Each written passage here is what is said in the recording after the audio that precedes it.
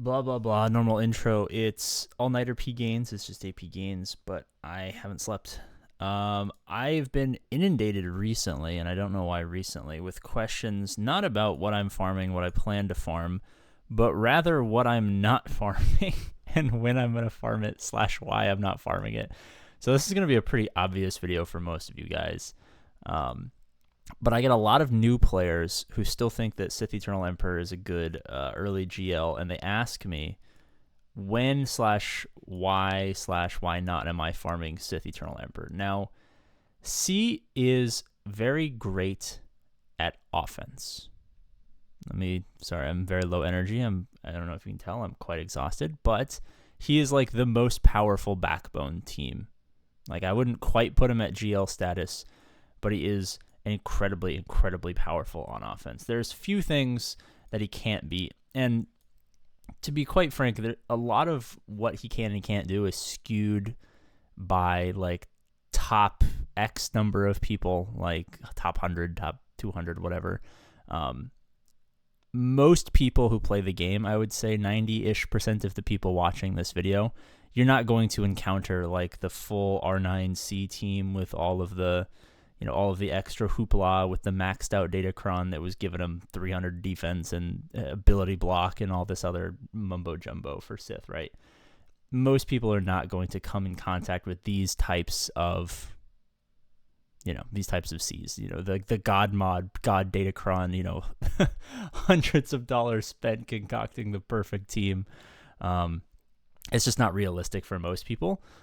So we have to think about C from a more realistic standpoint, and that's kind of the approach I want to take for this video.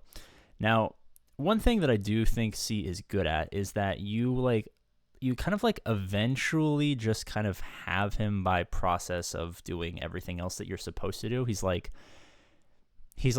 the bowl, he's not the ice cream, he's not the fudge, he's not the whipped cream, he's not the sprinkles. He's like the cherry on top, kind of, if that makes sense. You farm all of your other stuff, and you'll end up with some sort of EP. He's not going to be Relic 7, but you'll need him for Star Killer, and Darth Vader is a great solo character and is powerful and has value. Royal Guard, not really, unless you happen to really love Lord Vader for whatever reason. Piet, obviously. Krennic, no. Sidious, not so much. Darth Maul for Leviathan.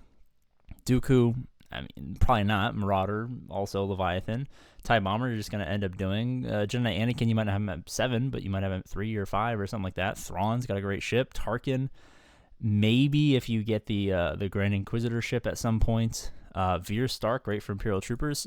So I really think C's value is coming in at that 4th or 5th or 6th Galactic Legend, but kind of like at the point where it's kind of stupid not to farm him, if that makes sense. Like, if you could tell me that I needed, realistically, like 1, 2, 3, 4 characters to get a Galactic Legend, to get the best offensive backbone team in the game, you know what I mean? Like, you'd be stupid not to take that, right? That's like, farming 5 characters to get a Cal Kestis, but Cal Kestis, I was going to make a very inappropriate joke about the things between Cal Kestis' thighs, but just infer that there was something funny to be said there in quite APGAINS childish humor fashion, but I'm too tired to execute on.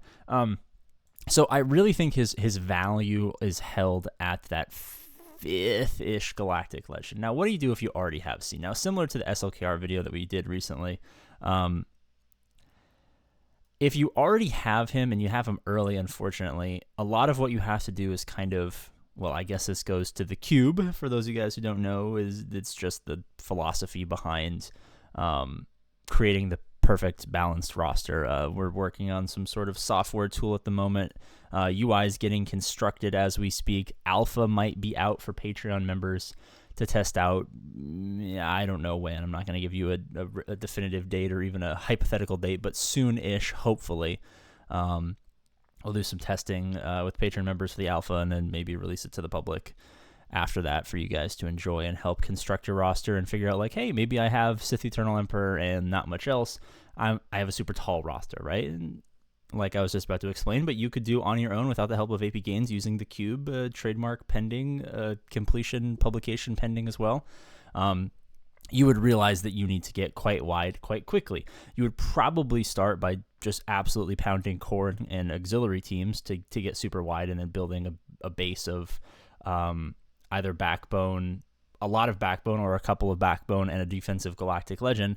But I think the general strategy is pretty obvious to most people. If you have Sith Eternal Emperor, and especially if he's your only galactic legend, like you need to be filling up with core. You need to be filling up with auxiliary.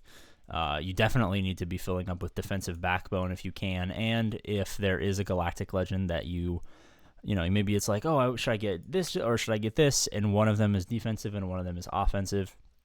Maybe skew towards the defensive galactic legend. And this is why I created the pyramid scheme of success, of sadness, of success, because efficiency would dictate JMK into JML as an obvious perfect play. But if you haven't done that and you went and said C, yes, JML is the most efficient second galactic legend because he's the best entry point into the pyramid scheme of success, of sadness, of success.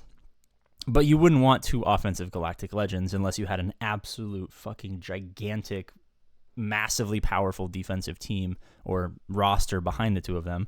This is why the pyramid scheme of success, of sadness of success exists, because then instead of JML opening as the second galactic legend in the entry point into the pyramid, you would go Jabba because you want that defensive viability, but it also gets you into the pyramid.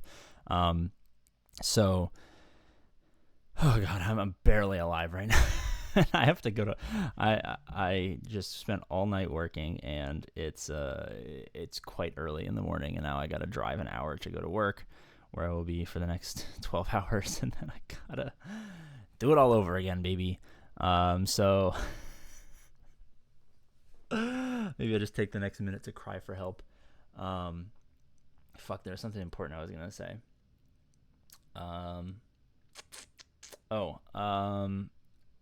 Second and third channels, we're working on some projects behind the scenes for some other channels. One's going to be a general gaming channel.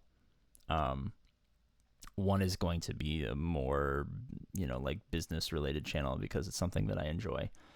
Still trying to staff up for those. So once those processes are complete, we'll start to roll out content over there. The reason I want to staff up for those and not for the APGAINS channel is the APGAINS channel is my one true love, and everything, and the other two are probably going to be passion projects that happen on a super part-time basis. If this is part-time, then super part-time.